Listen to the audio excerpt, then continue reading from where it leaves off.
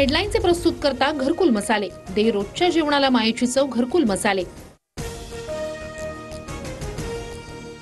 अजित पवार आणि मुख्यमंत्री शिंदेंमध्ये रात्री 3 तास खलबतं। शहांनी सांगितलेला प्लॅन अंमलात आणण्याबाबत शिंदे गट दादा गटात आमने सामने येऊ शकणाऱ्या जागांवर चर्चा, सूत्रांची माहिती।